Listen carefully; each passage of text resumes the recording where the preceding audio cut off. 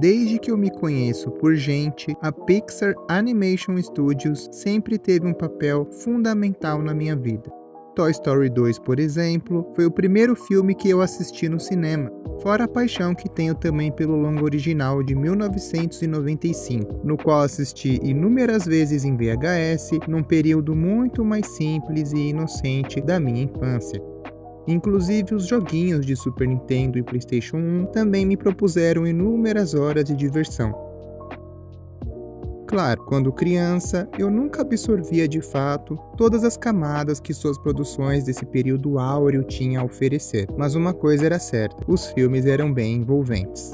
Com um storytelling acessível e uma fórmula de sucesso consistente, o estúdio não só trouxe muitas inovações narrativas para o campo da animação, como conseguiu colocar essa mídia num grau de relevância. Tanto que o estúdio sempre acabou sendo referenciado como um estúdio modelo de boas produções, seja para o bem, com filmes realmente muito bons que desenvolviam a evolução de tecnologias em função da construção narrativa de cada projeto, como os pelos e textura dos monstros em Monstros S.A., o universo subaquático em Procurando Nemo, etc. Ou seja, para o mal, fazendo com que o olhar viciado do espectador em seus métodos de contar histórias fossem as únicas dignas de respeito, num cenário onde existem vários filmes de estúdios menores, ofuscado pela falta de acessibilidade e que, mesmo não tendo grandes ambições ao estilo Pixar, não deixam de ter o seu valor. E justamente por conta de todo esse respeito e inovações que o estúdio construiu durante os anos 2000, que eu acabei sendo bem mais crítico e negligente com suas produções pós Toy Story 3 de 2010. O que eu considero, numa linha do tempo imaginária, a fase 2 da Pixar. Ou seja, eles saíram de um período de produções originais muito ricas narrativamente e passaram a focar numa crescente produção de sequências de seus principais títulos, ou seja, em menos ideias originais. O que por sua vez acabou me decepcionando bastante. Não muito pela qualidade dos filmes em si, porque mesmo um filme fraco da Pixar ainda é um bom filme na melhor das hipóteses, mas sim pela falta de autenticidade deles. Eles lançaram bons filmes durante esse período. Divertidamente, por exemplo, contrastou bastante com suas produções primas, justamente por trazer de volta o espírito do estúdio, mas novamente, moldado no raciocínio de características do que deve ser uma produção da Pixar, algo extraordinário e que traga inovações. Embora eu reconheça que cobrar grandes ambições de um estúdio grande é super válida do ponto de vista criativo, uma vez que eles possuem bastante verba para investir nisso, eu não acho honesto que, por um filme ter uma proposta um pouco mais simples, ele automaticamente deva ser considerado como uma produção inferior. Desde que o filme seja honesto, autêntico, tenha algo a dizer e uma história bem contada, eu tô super dentro. E é justamente por Luca ser um filme em menor escala, sem grandes ambições revolucionárias, que eu me envolvi bastante com ele. Pois nota-se que, apesar de não inovar a roda, o filme exala paixão, seja pelos seus próprios méritos narrativos, quanto pelos seus realizadores envolvidos.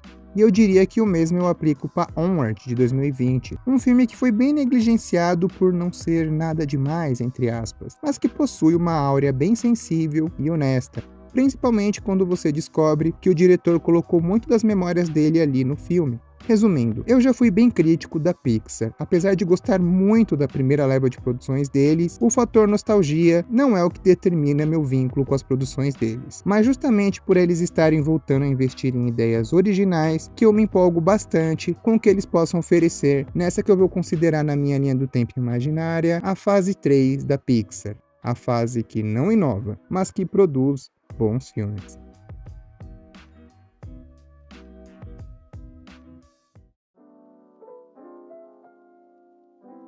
Acho que uma das coisas mais marcantes do filme é o jeito como eles introduziram os elementos da cultura italiana por meio de objetos. Então tem a cafeteira moka, as cartas de baralho para jogar escopa e a própria motocicleta Vespa, né?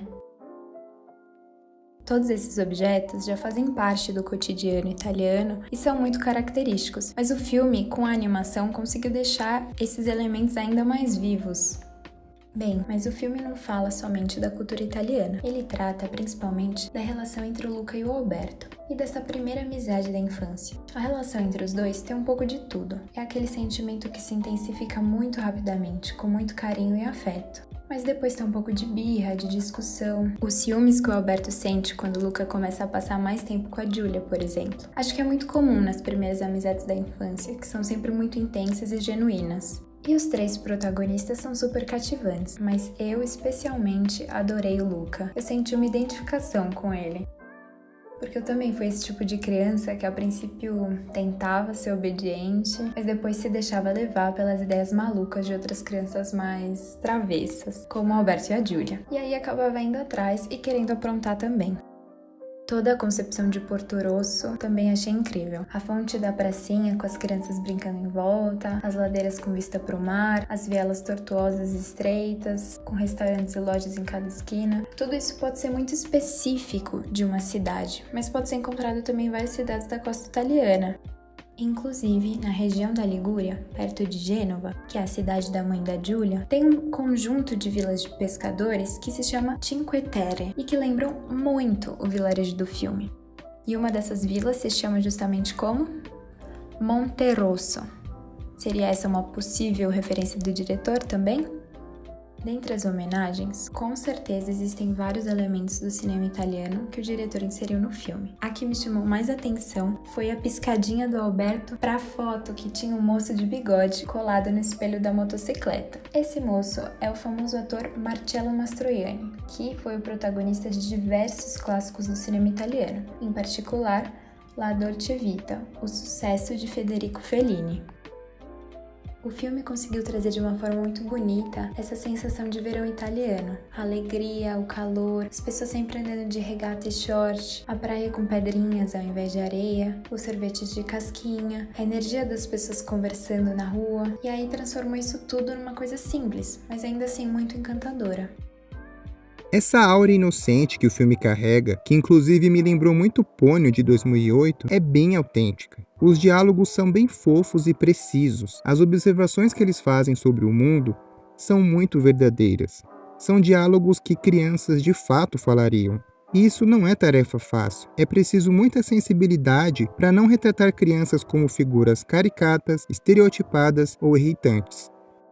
Não só os diálogos trazem esse ar de pureza, mas sim algumas intervenções de imaginação que o protagonista tem ao longo do filme, que rende ótimas sequências lúdicas, como na cena que eles descobrem que ao ganhar um concurso, podem usar o prêmio para comprar uma motocicleta, e o filme corta para uma sequência muito divertida dos personagens idealizando isso. Recurso que até então não lembro de ter visto em um filme da Pixar com essa funcionalidade. E com isso, o filme tenta desenvolver tanto a premissa principal da relação das crianças tendo que se disfarçar por serem criaturas marinhas em um lugar onde essas criaturas não são bem-vindas, quanto a premissa de vencer o concurso para conseguir uma moto. Um objetivo simples. Num dado momento, o filme até tenta passar a ideia que eles querem essa moto para viver uma grande aventura mais complexa. Porém, isso tem muito mais ligação com alguns sentimentos contidos da falta de liberdade que eles estão passando por não poderem ser eles mesmos. E nisso, o filme constrói uma alegoria LGBT muito singela. Alegoria que até é bem óbvia, convenhamos, mas que não deixa de ter o seu valor. O filme também é bem criativo na hora de introduzir os personagens nessas ambientações onde eles correm riscos, principalmente por conta da ameaça de um vilão que pode colocar em risco os seus disfarces. E também nas cenas onde os pais do Luca tentam encontrar ele pela cidade, rendendo mais cenas hilárias deles molhando todas as crianças do vilarejo para poder encontrá-lo. Essas sequências e esses pequenos conflitos trazem um senso de urgência bem funcional, e o filme se mantém engajante durante boa parte de sua rodagem. Essa questão da ambientação acolhedora e essa inocência das crianças estava me cativando bastante. Porém, eu tenho um pequeno problema com o desfecho do filme. Ele me soou um tanto quanto otimista demais e também apressado, e não muito condizente com o que o filme vinha propondo com esses riscos que os personagens iam tomando ao longo do filme. Mas, sinceramente, é um detalhe que eu achei bem pequeno e que eu consigo relevar, já que durante todo o resto do filme eu já estava bem envolvido. E tentando encarar com uma licença poética de roteiro, não é uma coisa que prejudica a minha experiência a ponto de desconsiderar o conjunto total da obra. Até porque eu acho que essa autenticidade das memórias do diretor enche o filme de coração. Então, mesmo que ele tenha algumas facilitações narrativas, eu não fiquei tão incomodado, já que tem um outro filme lançado esse ano pela Disney que tenta vender uma mensagem positiva e que tem conflitos muito rasos, mas que eu não consigo enxergar uma gota de coração.